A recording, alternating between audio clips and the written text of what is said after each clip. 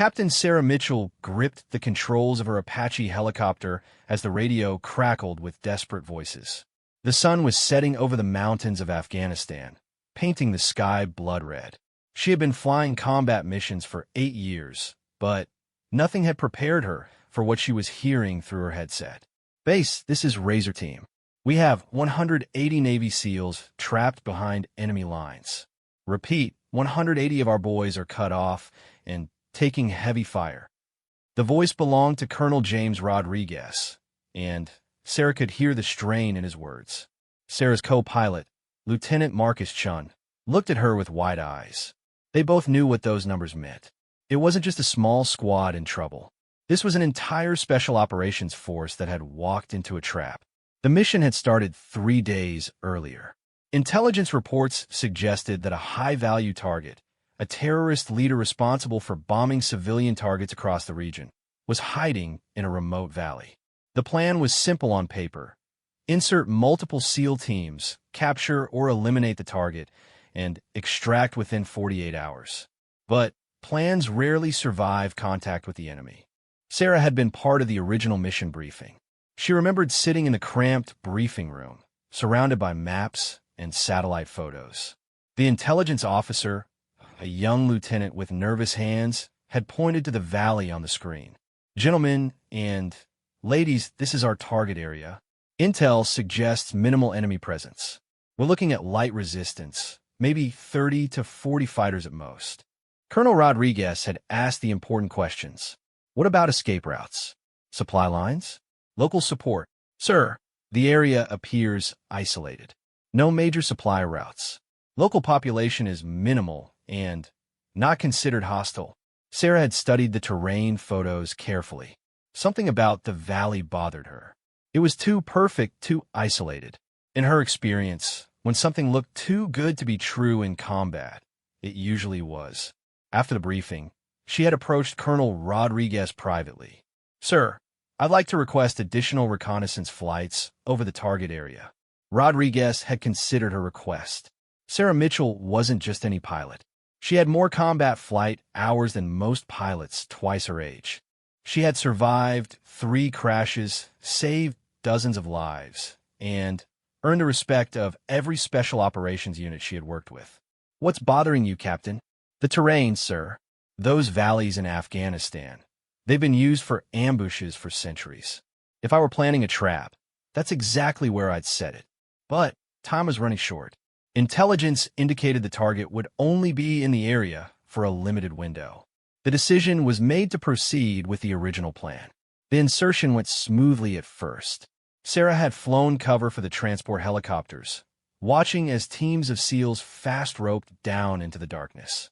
The night vision cameras showed them moving efficiently across the rocky terrain, their green figures ghosting through her display. Clean insertion, the lead transport pilot had reported. All teams on the ground. For the first 12 hours, everything went according to plan. The SEAL teams moved through the valley, clearing compounds and searching for their target. Radio chatter was minimal but professional. Then the trap was sprung. It wasn't 30 or 40 fighters. It was nearly 1,000 enemy combatants, dug into positions they had been preparing for months. The valley wasn't isolated. It was connected to a network of caves and tunnels that intelligence had completely missed. The enemy had known they were coming. Sarah was refueling at a forward base when the first distress calls came in.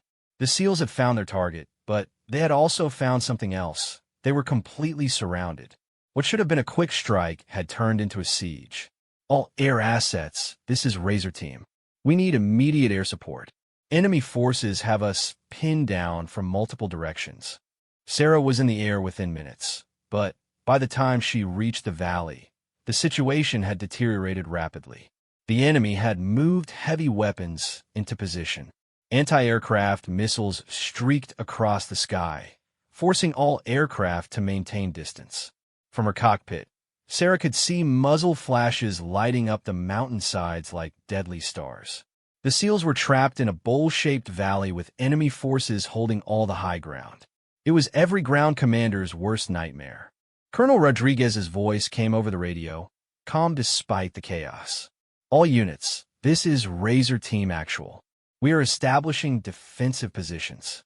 Air support is to maintain safe distance until anti-air threat is neutralized. But Sarah could see what others couldn't. From her vantage point above the valley, she had a clear view of the enemy's positions. More importantly, she could see the SEAL situation was worse than anyone realized. The enemy wasn't just surrounding them. They were systematically closing in. Every hour that passed meant the defensive perimeter grew smaller. The SEALs were running low on ammunition, medical supplies, and, most critically, water. "Marcus," Sarah said to her co-pilot, "look at Sector 7. Do you see what I see?" Lieutenant Chun adjusted his night vision and studied the area. "Holy, there are more fighters moving in from the east. How many people are down there?" Sarah did a quick count of the heat signatures showing up on her thermal imaging. Too many. Way too many. The radio crackled again. This time it was Colonel Rodriguez, and his voice was tight with concern. "Base, be advised, we are taking casualties. Request immediate medical evacuation for priority wounded." The base commander's response was swift but devastating. "Razor Team, negative on medevac. Anti-air threat too high. All aircraft ordered to maintain minimum safe distance." Sarah felt her stomach drop. She had worked with these men before. They weren't just voices on a radio. They were friends, brothers, people she had trained with and shared meals with. The thought of leaving them to die in that valley was unbearable. But orders were orders. The military didn't function on emotions, and air assets were too valuable to risk unnecessarily. Losing helicopters wouldn't help anyone. Yet as Sarah circled at a safe distance, watching tracer rounds crisscross the valley like deadly fireworks, she found herself thinking about more than just orders. She thought about the families these men had left behind, the wives and children who were waiting for them to come home. She thought about her own family, her younger brother Jake, who looked up to her, who bragged to his friends that his sister flew combat helicopters. What would she tell him if she had a chance to save lives, but chose to follow orders instead? "Captain," Marcus said quietly, "what are you thinking?" Sarah didn't answer immediately. She was studying the terrain, calculating distances, weighing risks against potential outcomes. Her mind was working through scenarios, looking for options that others might have missed. The radio burst to life again. This time the voice was different, younger, more desperate. "Any aircraft in the area, this is SEAL Team 7. We have multiple wounded and are running low on ammunition. Can anyone provide support?" Sarah recognized the voice. It belonged to Chief Petty Officer David Park, a young SEAL who had just become a father 3 months ago. She had seen pictures of his daughter at a barbecue just before this deployment. "Base, this is Apache 77. Request permission to conduct reconnaissance at lower altitude." Apache 77, negative. Maintain current altitude and distance. Sarah stared down at the valley, watching as the enemy forces continued to tighten their grip. Every minute that passed meant more good men were dying down there. Every minute that passed meant the rescue was becoming more impossible. She had always followed orders. In 8 years of flying combat missions, she had never once disobeyed a direct command. But she had also never been in a situation like this, where following orders meant watching fellow Americans die when she might have the power to save them. "Marcus," she said quietly, "I need you to listen to me very carefully. In about 30 seconds, I'm going to do something that could end both our careers." Her co-pilot looked at her with a mixture of confusion and concern. "Sarah, what are you talking about? Those men down there are going to die unless someone does something. Command is playing it safe because they're thinking about the big picture. But sometimes the big picture doesn't matter when good people are dying right in front of you. You're not seriously thinking about I am, and I need to know if you're with me." Marcus Chun had flown with Sarah for 2 years. He had seen her make split-second decisions that saved lives and complete missions that others thought impossible. He trusted her judgment more than any other pilot he had ever worked with. But this was different. This wasn't about completing a mission or even saving lives. This was about defying direct orders in a combat zone, something that could result in court-martial and the end of their military careers. "If we do this, and survive, Marcus said slowly, they'll crucify us. If we don't do this and they die, Sarah replied, I'll crucify myself. The radio crackled again. Colonel Rodriguez's voice was strained now, fighting to maintain composure. Base, enemy forces are advancing. We cannot hold current position much longer. Request any available support. Sarah looked at her co-pilot one last time. I'm going down there, Marcus. With or without you. Marcus stared at her for a long moment, then nodded grimly. Let's go bring our boys home. Sarah took a deep breath and pushed the helicopter into a steep dive toward the valley. She knew that in the next few minutes, she would either become a hero or a cautionary tale. But as she watched tracer rounds streak past her cockpit, she also knew she was exactly where she needed to be. The radio exploded with chatter as ground controllers realized what she was doing. Apache 77, what is your current position? Report immediately. Apache 77, you are ordered to return to safe altitude immediately. But Sarah had switched to the emergency frequency, the one the SEALs use for direct communication. Her voice was calm and steady as she keyed the microphone. Razor team, this is Apache 77. We're coming to get you boys out of there. The response was immediate and filled with a mixture of relief and disbelief. Apache 77, negative. Too dangerous. We cannot approve. Chief Park, Sarah interrupted. Where do you need us? Hashtag into the fire, the Apache helicopter screamed down through the darkness, its rotors cutting through the thin mountain air. Sarah Mitchell had committed herself to a course of action that would either save lives or end careers. Possibly both. Below them, the valley floor erupted in flashes of gunfire. From this altitude, Sarah could see the full scope of what the SEALs were facing. It wasn't just an ambush, it was a carefully planned massacre. Enemy positions ringed the entire valley, with heavy machine guns positioned on every ridgeline. Jesus Christ, Marcus whispered, staring at his tactical display. There must be 800 fighters down there. Sarah didn't respond. She was focused entirely on the immediate problem, how to provide effective support without getting shot down in the first 30 seconds. The enemy clearly had surface-to-air missiles, which meant flying low was suicide. But flying high meant she couldn't provide the close air support the SEALs desperately needed. Chief Park's voice came through the radio, clearer now that she was closer. Apache 77, we've got wounded men who need immediate evacuation. But be advised, enemy has heavy SAMs positioned on the north and east ridges. Copy that, Chief. Can you mark your position with IR strobes? Already done, with a cluster of strobes in the center of the valley. But, ma'am, with respect, you need to stay high. We can't afford to lose air support. Sarah studied her display, memorizing the positions of friendly and enemy forces. The SEALs had managed to establish a defensive perimeter around a cluster of abandoned buildings, but they were completely surrounded. Enemy forces were positioned in a nearly perfect circle around them, using the natural terrain to their advantage. Marcus, I need you to take over weapons systems. When I give the word, I want you to light up that machine gun nest at coordinates 37 Alpha. Sarah, we're still outside effective range for our missiles. We'd have to get much closer. I know. Marcus realized what she was planning. You want to use the terrain masking. Fly low through the canyon approach. It's the only way to get close enough without being spotted by their radar systems. It was incredibly dangerous. Terrain masking meant flying below the ridge line, using the mountains themselves as cover. But it also meant flying blind through narrow canyon passes at high speed, with no room for error.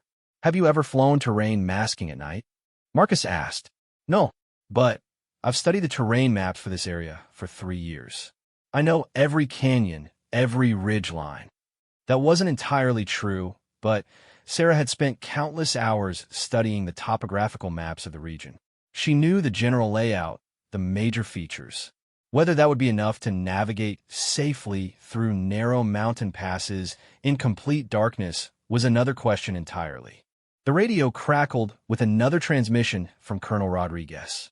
His voice was professional, but Sarah could hear the desperation underneath. Any air assets in the area We have multiple Kia and urgent surgical cases. Ammunition running critically low. Enemy forces massing for final assault. Sarah felt her jaw clench. Kia meant killed in action. Good men were already dead, and more would follow unless someone acted quickly. Chief Park, this is Apache 7-7. I'm going to make a low-level attack. Run to try to break up some of those enemy positions. After that, I'll see about getting some of your wounded out. Ma'am, negative. Too dangerous. We'll hold position and wait for proper air support. Chief, with respect, proper air support isn't coming. Command has grounded all aircraft due to SAM threat. If we don't do something now, you're all going to die down there. There was a long pause on the radio. Finally, Chief Park's voice came back, quieter now. What do you need from us? When I start my attack run, I need all your teams to mark enemy positions with laser designators. Light them up like Christmas trees. I'll hit as many as I can on the first pass. Copy that. All teams, prepare laser designators for target marking. Sarah banked the Apache hard to the left, heading for the mouth of a canyon that would take her below the enemy's radar coverage. The canyon was narrow, maybe 200 meters wide at its narrowest point. For a fixed-wing aircraft, it would be impossible. For a helicopter, it would require precision flying that left no room for mistakes. Here we go, she muttered, and pushed the helicopter into a steep descent. The canyon walls rose up around them like massive stone guardians. Sarah had to slow down significantly to navigate the twisting passage safely, which made them vulnerable if any enemy forces spotted them. But it also meant they were invisible to radar and most surface-to-air missile systems. Marcus was studying his instruments intently. Enemy radio chatter is picking up. I think they know something's happening, but they can't locate us. Good. How are our weapons systems? All green. 30 Hellfire missiles, 1,200 rounds of 30mm cannon ammunition. That should be enough for what I have in mind. The canyon began to open up ahead of them. Sarah could see the glow of the battle reflecting off the canyon walls. They were almost in position for their attack run. Chief Park, Apache 7-7. We're 60 seconds out from attack position. Start marking targets now. Copy. All teams, weapons free. Mark all enemy positions. Suddenly, the valley floor lit up with dozens of laser designators. Red dots danced across the mountainsides as SEAL teams marked enemy machine gun nests, mortar positions, and command posts. From Sarah's perspective, it looked like a deadly constellation. My God, Marcus whispered. There are so many of them. Sarah had been counting the laser dots as they appeared. She stopped at 50. There were easily twice as many enemy positions as intelligence had suggested. The SEALs weren't just outnumbered. They were facing overwhelming odds. But that only made her more determined. She had committed to this course of action, and she wasn't backing down now. Marcus, I want you to prioritize the heavy weapons positions. SAM sights first, then machine guns, then mortars. Roger. Lasing targets now. The Apache burst out of the canyon like an avenging angel. Sarah kept the helicopter low, skimming just above the valley floor to avoid radar detection. Enemy forces saw them immediately, but they were too low for most surface-to-air missiles to lock on effectively. Engaging targets, Marcus called out. The first Hellfire missile streaked away from the Apache, leaving a trail of fire across the night sky. It slammed into a SAM position on the eastern ridge, erupting in a massive explosion that lit up the entire mountainside. Sarah banked hard right, lining up for another shot. Target that machine gun nest at 2 o'clock. Another missile flew, another explosion. Then another. But the enemy wasn't sitting idle. Tracer rounds began streaming toward the Apache from multiple positions. Sarah jinked left and right, using every evasive maneuver she knew to avoid the incoming fire. Taking hits, Marcus called out. We've got damage to the tail rotor assembly. Sarah could feel the helicopter's handling becoming sluggish. The tail rotor wasn't completely destroyed, but it was damaged enough to affect their maneuverability. That made evasion much more difficult. How bad is it? Controllable, but we're going to have trouble with rapid direction changes. Sarah continued the attack run, launching missiles at marked targets. Each explosion temporarily silenced enemy positions, giving the SEALs a brief respite from incoming fire. But there were too many targets and not enough missiles. Apache 77, this is Chief Park. You're taking too much fire. Get out of there. Sarah ignored the radio call. She was focused entirely on the tactical situation. With their damaged tail rotor, they couldn't continue making attack runs indefinitely. But she could see that her attacks were having an effect. The enemy's coordinated assault was breaking down as key positions were destroyed. Marcus switched to cannon. I want to strafe that line of positions on the north ridge. Sarah, we need to get out of here. We're sitting ducks. 2 more passes. That's all I need. She brought the Apache around for another attack run, this time using the 30mm cannon instead of missiles. The cannon rounds chewed through enemy positions like a buzzsaw, sending fighters scrambling for cover. But as she completed the strafing run, a new sound filled the cockpit, the high-pitched whine of an incoming missile. Sam, launch! Marcus shouted. We got an inbound missile. Sarah threw the Apache into the most violent evasive maneuver possible, diving toward the valley floor while deploying countermeasures. Flares erupted from the helicopter like deadly fireworks, designed to confuse heat-seeking missiles. The missile streaked past them, missing by less than 50 meters. But Sarah knew they had been lucky. The next one might not miss. We need to break contact, Marcus said urgently. We can't keep this up. But even as he spoke, Chief Park's voice came over the radio with desperate urgency. Apache 77. Enemy forces are massing for final assault. We can't hold them off. Sarah looked down at the valley floor, where muzzle flashes were increasing in intensity. The SEALs were fighting for their lives, and her attack runs had only bought them a few precious minutes. Chief Park, I need you to consolidate all wounded personnel in your most defensible position. I'm coming down to get them. Ma'am, negative. Landing in a valley is suicide. Chief, those men are going to die if we don't get the medical attention. I'm not leaving anyone behind. Marcus stared at her in disbelief. Sarah, you're talking about landing in the middle of an active firefight with a damaged helicopter. Even if we manage to land safely, how are we supposed to take off again? Sarah didn't have an answer for that question. She was operating purely on instinct now, driven by the fundamental military principle that you never leave a fellow soldier behind. Prep the cabin for wounded, she ordered. We're going down. As the Apache descended toward the valley floor, Sarah could see the full scope of the battle spread out below them. The SEALs had established defensive positions among the ruins of an old village, using stone walls and buildings for cover. Enemy forces were pressing in from all directions, their attacks becoming more coordinated and aggressive. Tracers streaked across the valley like deadly fireworks. Explosions lit up the night as mortars and rocket-propelled grenades found their targets. The sound of gunfire was continuous, a deadly symphony that spoke of desperation on both sides. Landing zone identified, Sarah called out.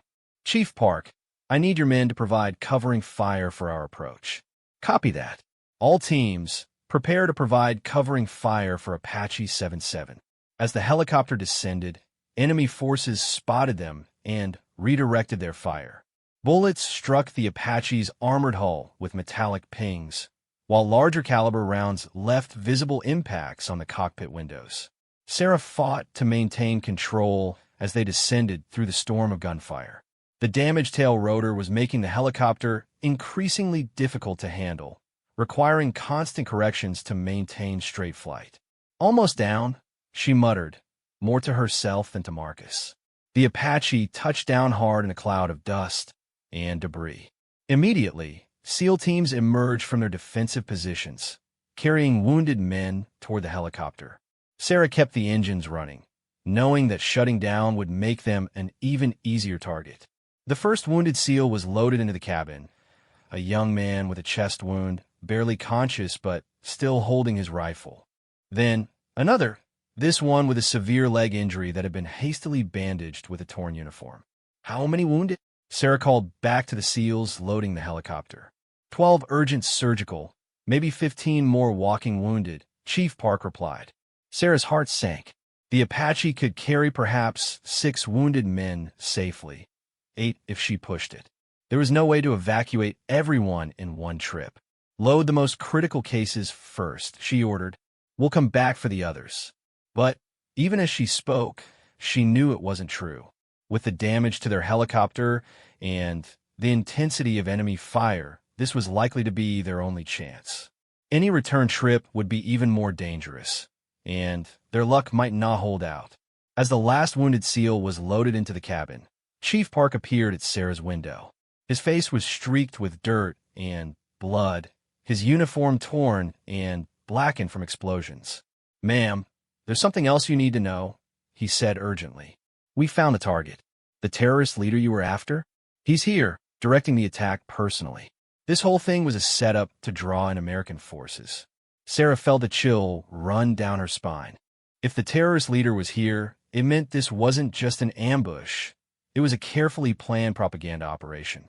The enemy wanted to capture or kill American special forces on camera, to show the world that they could defeat the best soldiers America had to offer.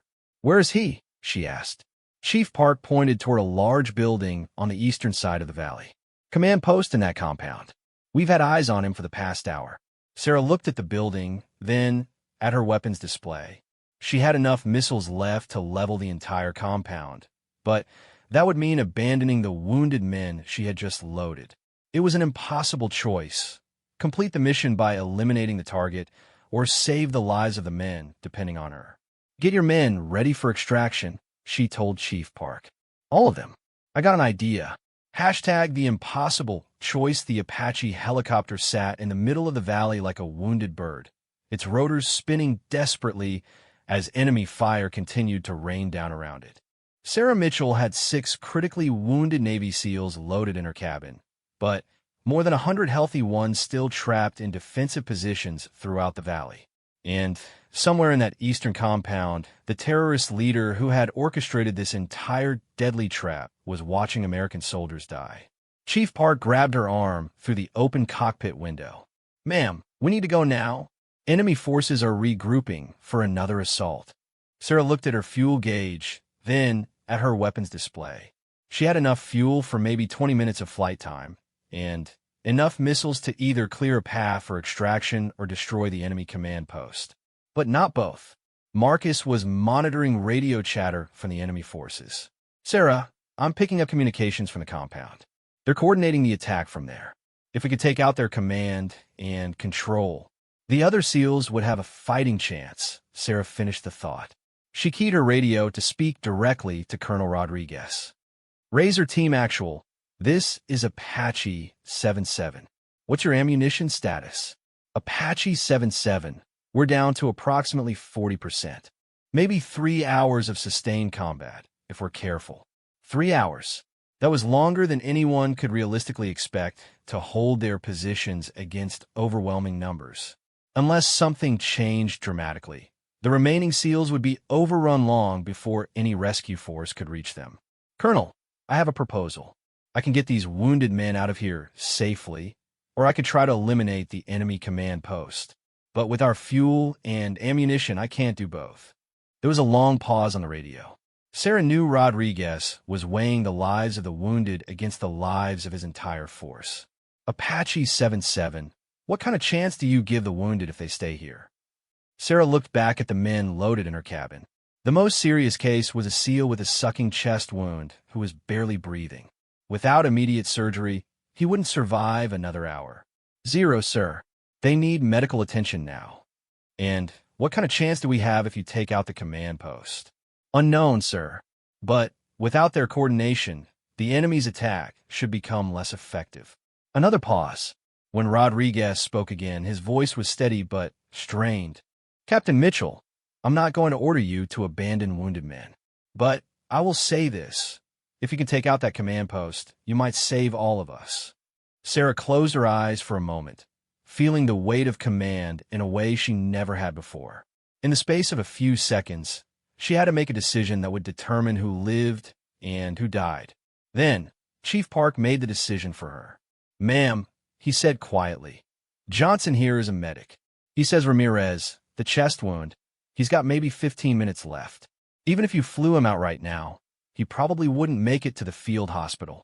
Sarah opened her eyes and looked at the wounded SEAL. He was unconscious now, his breathing shallow and irregular. Chief Park was right. Even under the best circumstances, they were probably too late to save him. What about the others? Serious but stable. They can hold on if they have to. Sarah made her decision. Everyone out. We're going after the command post. Chief Park stared at her. Ma'am, you heard me. Get the wounded back to your positions. Make them as comfortable as possible. If we take out their command post, this whole attack might fall apart. And if it doesn't, then we all die together.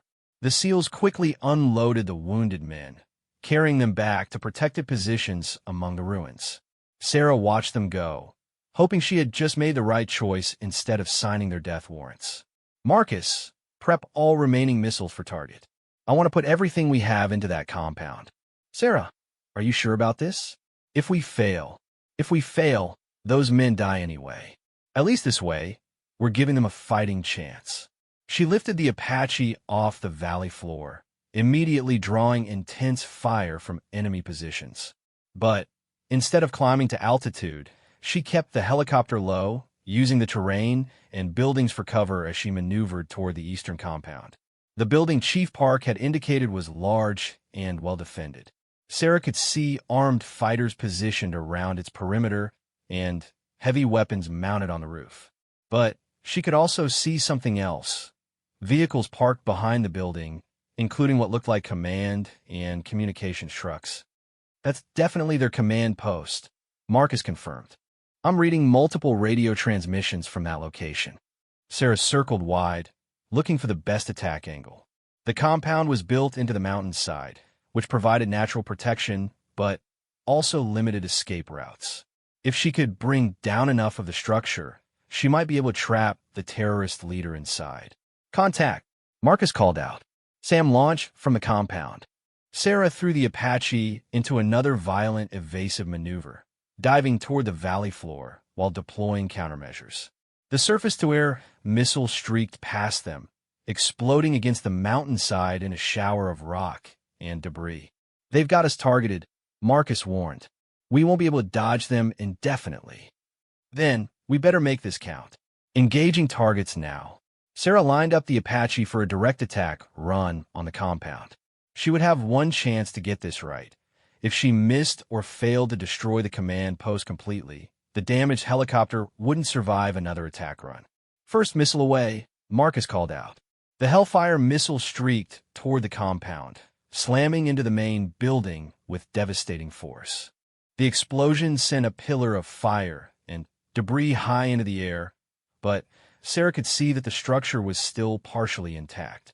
Second missile away. This one hit the communications trucks behind the building, erupting in a secondary explosion as fuel tanks ignited. Sarah could see enemy fighters running from the compound, many of them on fire. Third missile away. The final Hellfire missile punched through what remained of the main building's roof, exploding inside the structure. This time, the entire building collapsed in on itself, sending up a massive cloud of dust and smoke. Target destroyed, Marcus reported, but Sarah wasn't finished. She brought the Apache around for a strafing run with the 30mm cannon, raking the compound area with explosive rounds. Any enemy fighters still in the area scattered for cover. As she completed the attack, Sarah noticed something. The enemy fire from around the valley was becoming less coordinated. Radio chatter that Marcus was monitoring confirmed what she had hoped. The command structure had been disrupted. Sarah, look. Marcus pointed toward the SEALs' positions. The enemy attack is breaking up. She could see it now. Without central coordination, the enemy forces were attacking piecemeal instead of in coordinated waves. The SEALs were taking advantage of the confusion, launching counterattacks against isolated enemy positions. Chief Park's voice came over the radio, excitement clear in his voice. Apache 7-7, whatever you just did, it worked.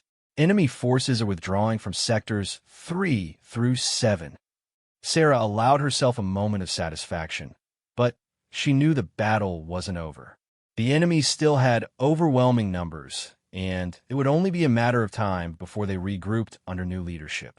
Chief Park, you need to consolidate your forces and prepare for extraction. This respite won't last long. Copy that. All teams fall back to primary extraction point. But even as the SEALs began to move, Sarah realized they had a new problem. Her fuel gauge was showing critically low levels, and the nearest friendly base was more than 100 miles away. With the damage to their tail rotor, the Apache was consuming fuel faster than normal. Marcus, how much flight time do we have left? Maybe 10 minutes, 15 if we push it. That's not enough to reach base. No, it's not. Sarah stared at her instruments, running calculations in her head. They had enough fuel to reach the SEAL's extraction point and provide cover for a pickup, but not enough to fly home afterward. Once they committed to staying for the extraction, they would be stuck in the valley until someone came to get them. Chief Park, what's your extraction timeline? Unknown at this time. Base has been monitoring the situation, but no extraction assets have been authorized due to the SAM threat. Sarah felt her heart sink. Without her attack on the command post, the SAM threat would have remained critical. But now that she had destroyed several anti-aircraft positions, the threat was reduced but not eliminated. Base, this is Apache 77. I need an immediate status update on extraction assets for Razor Team. The response for base was prompt but discouraging. Apache 77 extraction assets are being prepared, but will not be available for minimum 4 hours.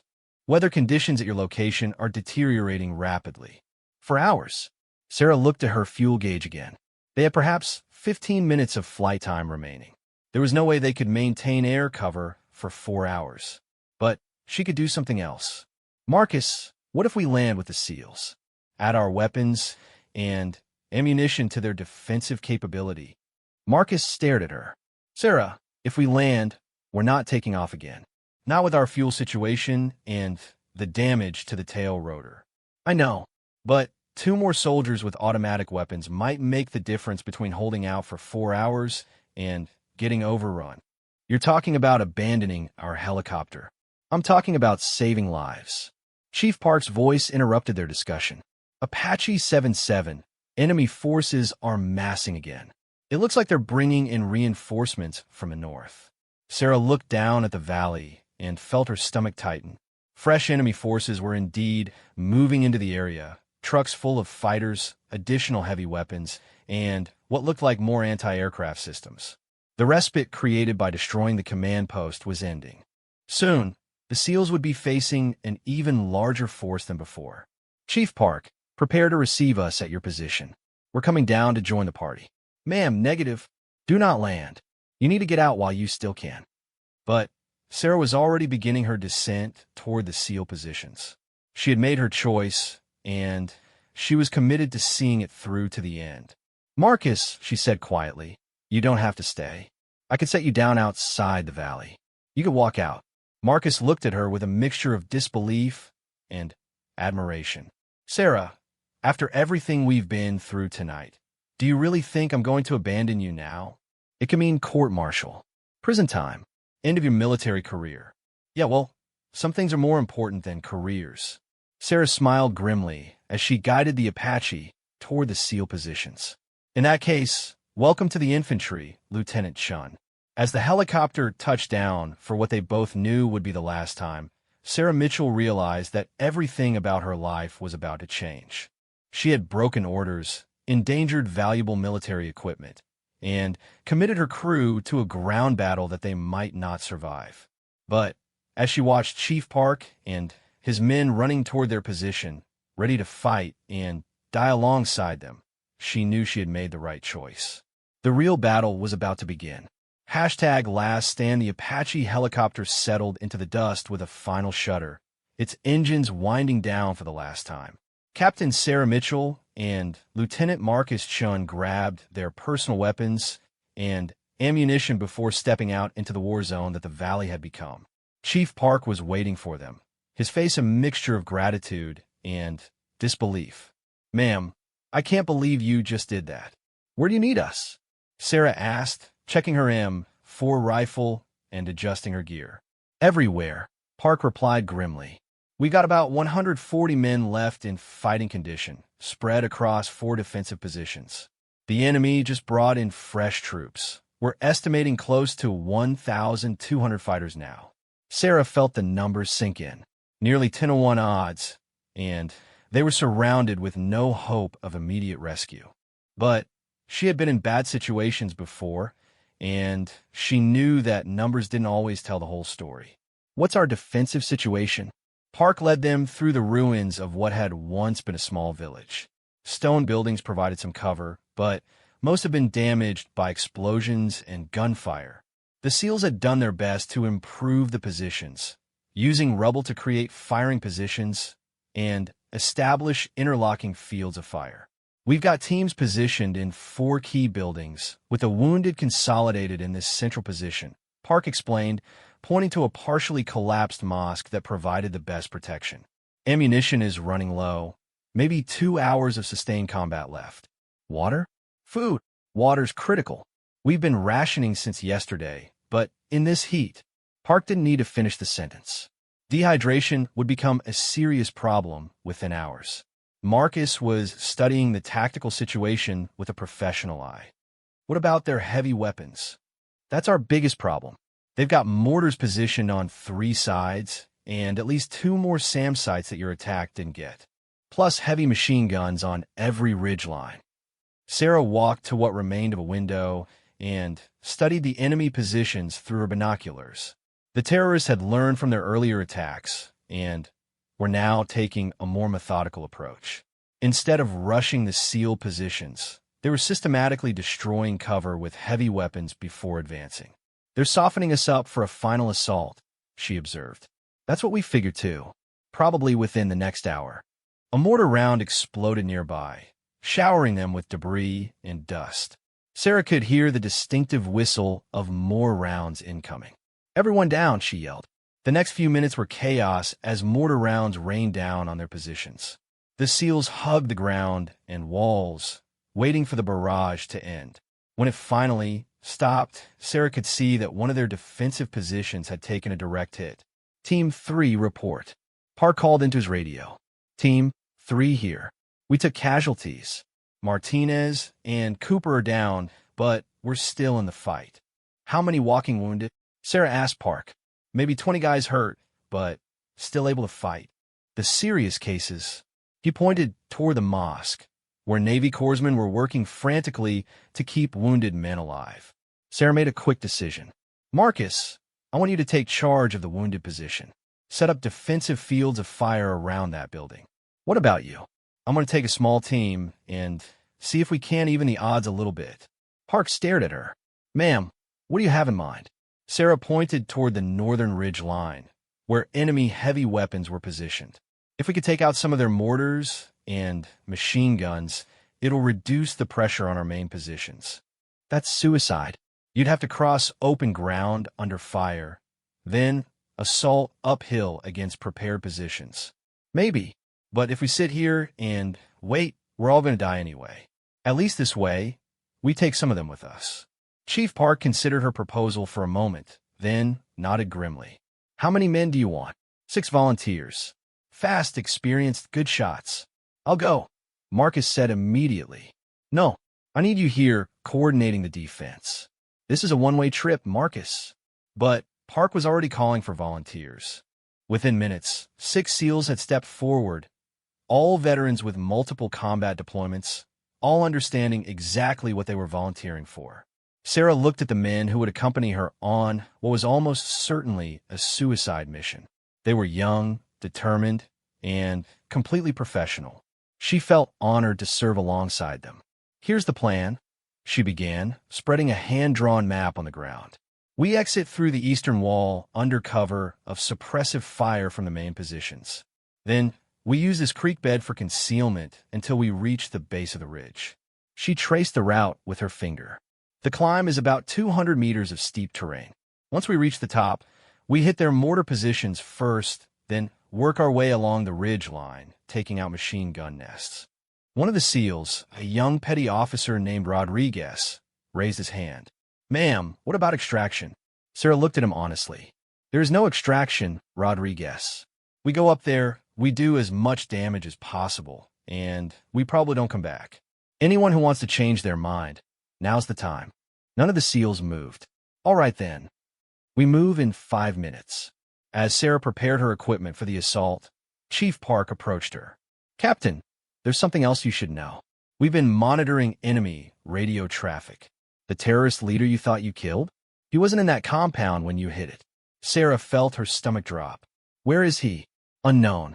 But he's still directing the attack. Our intelligence analyst thinks he's probably in one of the cave complexes higher up on the mountain. So destroying the command post didn't accomplish anything. It disrupted their communications for a while, but they've re-established command and control. If anything, the attack made them more determined to finish us off. Sarah absorbed this information without showing emotion, but internally she felt the weight of her decision.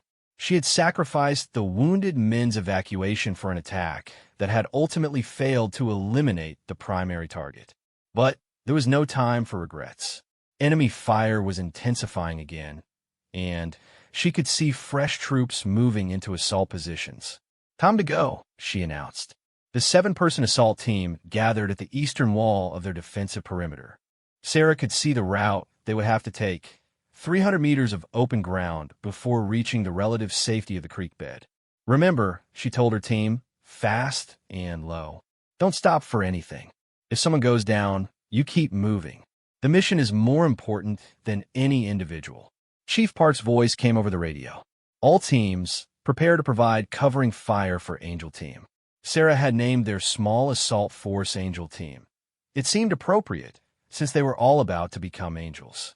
Angel Team ready, she reported. Suppressive fire now. The valley erupted with gunfire as the remaining SEALs opened up with everything they had. Machine guns, rifles, and grenade launchers poured fire into enemy positions, forcing them to keep their heads down. Go, go, go, Sarah yelled. Angel Team burst from cover and sprinted across the open ground. Enemy return fire was immediate and intense. Bullets whined past Sarah's head as she ran, and she could hear the distinctive crack of supersonic rounds passing close by. Rodriguez stumbled and fell about halfway across the open ground. Sarah started to turn back for him, but he waved her on while firing his rifle from a prone position. Keep going. I'll cover you. Sarah and the remaining 5 SEALs reached the creek bed just as Rodriguez was overwhelmed by enemy fire. She watched him fall, knowing that another good man had died because of her decisions. But there was no time to mourn. The team had to keep moving if his sacrifice was going to mean anything. The creek bed provided concealment, but not cover. If enemy forces spotted them, they would be trapped in a narrow channel with no way to escape. Sarah led the team at a fast pace, following the winding creek toward the base of the northern ridge. Movement ahead, whispered Petty Officer Jackson, the team's point man. Sarah peered through the brush and saw a small enemy patrol moving along the ridge line above them. If the patrol spotted Angel Team, the entire assault would be compromised. She made hand signals to her team. Wait. Watch. Let them pass. The patrol consisted of 8 fighters armed with AK-47 rifles and rocket-propelled grenades. They moved casually, apparently not expecting to encounter American forces this far from the main defensive positions. One of the fighters stopped directly above their position and began to relieve himself into the creek. Sarah held her breath, knowing that any sound or movement would give them away. After what felt like an eternity, the patrol moved on. Sarah waited another 5 minutes before signaling the team to continue.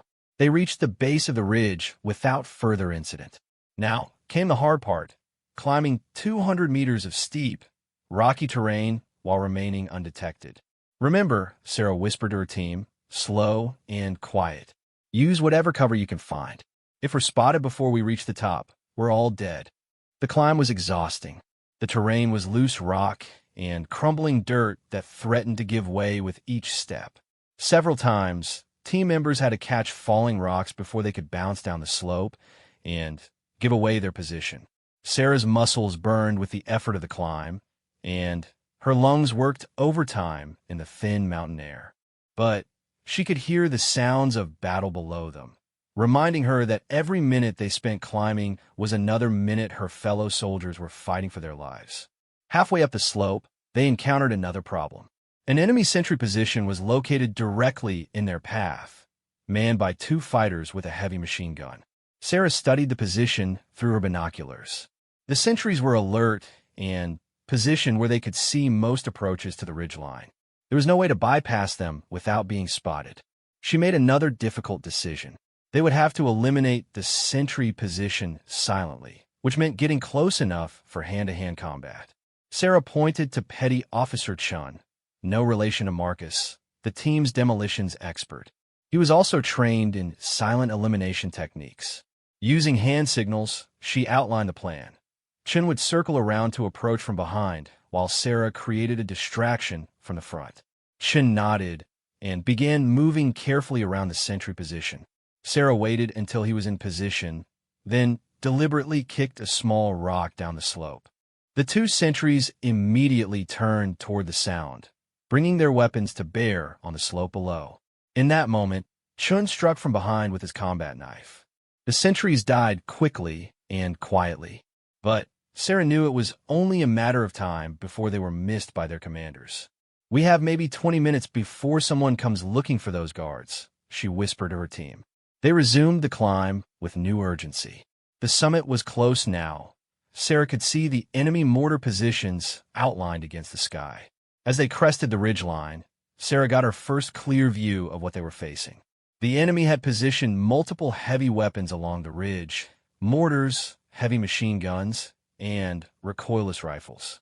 All of them were currently firing down into the valley where her fellow soldiers were fighting for their lives. "My God," whispered one of the SEALs. "There must be 50 fighters up here." Sarah counted quickly. Actually, there were closer to 60. Her 7-person team was outnumbered almost 10-1, and the enemy held prepared positions with heavy weapons. But they had one advantage: surprise. The enemy wasn't expecting an attack from behind, especially not by such a small force.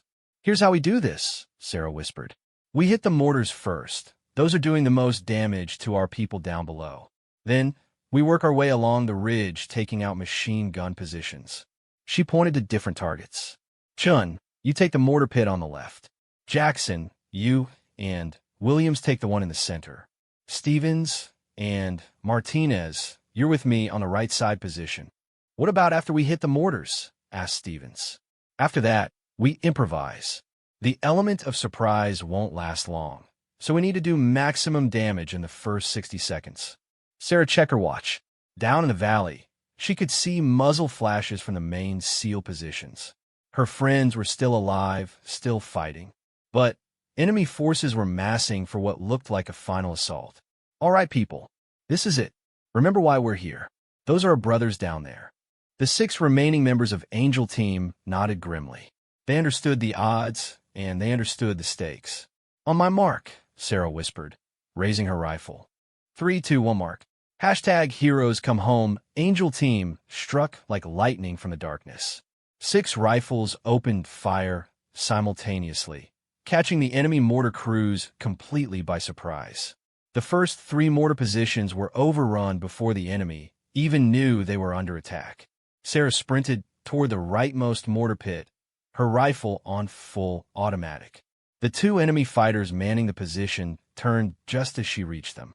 Her bullets took them down before they could raise their weapons. "Mortars neutralized," she called out over the radio. But the element of surprise was already gone. Enemy fighters throughout the ridgeline positions were turning their weapons toward Angel Team, and the air filled with the distinctive crack of AK-47 fire. "Contact right," yelled Petty Officer Chun as enemy fighters rushed his position. Sarah dove behind the captured mortar pit as bullets whined overhead. She could see more enemy fighters moving toward their position from other parts of the ridgeline. Within minutes, they would be completely surrounded. "Stevens, can you operate this mortar?" she called out. "Yes, ma'am." Stevens had trained on captured enemy equipment. He quickly examined the mortar tube and remaining ammunition. "We've got maybe 8 rounds. Put them into that machine gun nest at 2 o'clock. Stevens loaded the mortar and made rapid adjustments to the elevation and direction. The first round landed short, but the second one scored a direct hit on the enemy machine gun position, eliminating the crew and silencing the weapon. But for every enemy position they destroyed, two more seemed to take its place. The ridge line was crawling with fighters, and they were closing in from all directions. Angel Team, this is Razor Team Actual. Colonel Rodriguez's voice came over the radio. We can see your position. Enemy forces massing on your location. Can you withdraw? Sarah looked around at the tactical situation. They were completely surrounded, outnumbered more than 10-1, and fighting from exposed positions against an enemy that knew the terrain perfectly. Negative, Razor Team. No withdrawal possible. But tell me the situation in the valley. The mortar fire has stopped completely since you hit their positions. We're holding our ground, and enemy ground attacks have been much less effective. Sarah felt a moment of satisfaction. Their sacrifice was accomplishing something. Without the constant mortar bombardment, the main SEAL force had a fighting chance to hold out until extraction arrived.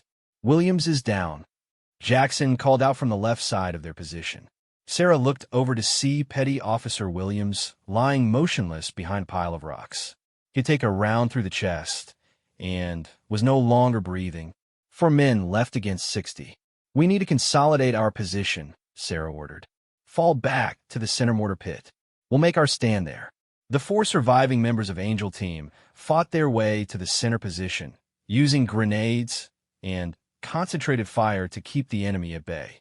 But ammunition was running critically low, and the enemy was getting bolder with their attacks.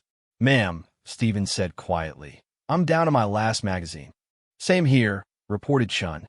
Sarah checked her own ammunition. 2 magazines left, plus the grenades on her belt. Maybe enough for 10 more minutes of sustained combat. But then she heard something that changed everything. The distant sound of helicopter rotors. Razor Team, this is Cavalry 6. A new voice came over the radio. 4 Apache helicopters inbound to your location. ETA, 3 minutes. Sarah felt her heart leap.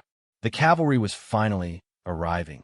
But she also knew that 3 minutes might as well be 3 hours given their current situation. Stevens, do we have any mortar rounds left? 3 rounds, ma'am. I want you to fire them at that communications array on the far ridge. If we can disrupt their coordination one more time. Stevens nodded and began adjusting the mortar. Even as enemy fighters closed in on their position, he calmly made his calculations and loaded the first round. The mortar round arced high over the valley before slamming into the communications equipment. The explosion sent antennas and electronic gear flying in all directions. Direct hit, Chin called out. The second and third rounds landed in the same area, completely destroying whatever command and control equipment the enemy had repositioned after Sarah's earlier attack. Almost immediately, Sarah could see the effect. Enemy attacks became less coordinated as different units lost contact with their commanders. Some fighters actually began withdrawing from their positions, unsure of what they were supposed to do without orders. The sound of helicopter rotors was getting louder now. Sarah looked up to see 4 black shapes moving across the dawn sky. The Apache helicopters were flying in formation, their weapons systems already engaging enemy positions around the valley. Angel Team, this is Cavalry 6. We have you on thermal imaging. Can you mark your position with strobes? Negative on strobes, Sarah replied. We're in the middle of enemy positions. Just hit everything around us. Copy that. Danger close fire mission authorized. The first Apache opened fire with its cannon, raking enemy positions along the ridgeline. The 30mm shells tore through rock and flesh with devastating effect, sending surviving enemy fighters scrambling for cover. But Sarah's position was still surrounded, and the enemy wasn't giving up. A group of fighters had worked their way to within 30 meters of the mortar pit, and they were preparing for a final assault. Here they come, Jackson yelled. Sarah and her 3 remaining men opened fire with everything they had left. Enemy fighters fell, but more kept coming. Sarah could see the determination in their eyes. They knew that capturing or killing American Special Forces would be a major propaganda victory. One enemy fighter made it to within 10 meters before Sarah's rifle cut him down. Another threw a grenade that exploded just outside the mortar pit, showering them with debris and shrapnel. Sarah felt something warm running down her arm and realized she had been hit by shrapnel. But there was no time to worry about wounds. Last magazine. Shin called out. Sarah reached for her final grenade, just as a new sound filled the air, the distinctive roar of jet engines. She looked up to see two F-16 fighter jets screaming across the valley at low altitude. Cavalry 6, this is Dragon Flight. We have ordnance on target. All friendly forces take cover. The fighter jets unleashed their weapons on the remaining enemy positions around the ridgeline. 500-pound bombs erupted across the mountainside, literally shaking the ground beneath Sarah's feet. When the explosions stopped, an eerie quiet settled over the ridgeline. Most of the enemy fighters were dead, wounded, or fleeing toward the cave complexes higher up the mountain. Angel Team, this is Cavalry 6. We're seeing massive enemy withdrawal from your area. What's your status? Sarah looked around at her surviving team members. Stevens was wounded, but conscious. Chin had taken shrapnel in the leg, but was still functional. Jackson appeared to be unhurt. Cavalry 6, Angel Team has 3 Kia, 1 wounded. We're low on ammunition, but still in the fight. Copy that. Stand by for extraction. Within minutes, a rescue helicopter was hovering over their position. Ropes dropped down, and Navy SEALs fast-roped onto the ridge line to secure the area and evacuate Angel Team. As Sarah was helped into the rescue helicopter, she looked down at the valley where the battle had raged for nearly 12 hours. Smoke was rising from dozens of destroyed enemy positions, and she could see SEAL teams moving to secure the area. How many did we lose? She asked the medic who was examining her wounds. 17 Kia, 38 wounded. But, ma'am, without your actions, we would have lost everyone. The enemy had over 1,200 fighters in that valley. You and your team saved a lot of lives. Sarah closed her eyes and felt the exhaustion hit her all at once. The adrenaline that had kept her going for the past 12 hours was finally wearing off, and the reality of what they had been through was sinking in. As the helicopter climbed away from the valley, Sarah could see the Apache that she and Marcus had abandoned earlier. It sat in the ruins of the village like a monument to their desperate fight. What happens now? Marcus asked. He was sitting across from her in the helicopter, his own wounds bandaged. Now we face the music, Sarah replied. Court-martial, probably. Prison time, maybe. We disobeyed direct orders in a combat zone. But she was wrong about that. 3 weeks later, Captain Sarah Mitchell stood at attention in the Pentagon as the Secretary of Defense read the citation for her Medal of Honor. The ceremony was attended by the families of the SEALs who had been saved, including the wives and children of men who were alive because of her actions. Lieutenant Marcus Chun received the Distinguished Service Cross, as did the members of Angel Team who had survived the assault on the ridge line. The official report concluded that Captain Mitchell's actions had not only saved the lives of over 140 Navy SEALs, but had also resulted in the destruction of a major terrorist network and the elimination of dozens of high-value targets. The terrorist leader who had planned the ambush was later found dead in one of the cave complexes, killed when the F-16 strikes caused a cave-in that trapped him and his remaining followers. But for Sarah, the real reward came later at a private gathering of the SEAL teams she had helped save. Chief Park approached her as she stood apart from the celebration, looking out at the sunset.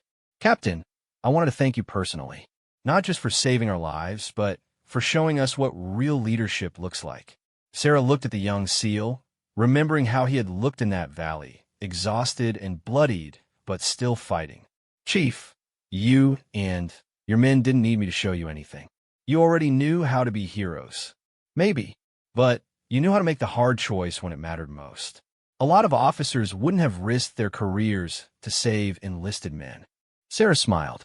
Chief, those weren't enlisted men down in that valley. Those are my brothers. and you never leave a brother behind. As she watched the sun set behind the mountains, Sarah Mitchell thought about the choices that had brought her to this moment. She had broken orders, risked everything, and nearly died in a foreign valley. But she had also discovered something about herself that she had never known before.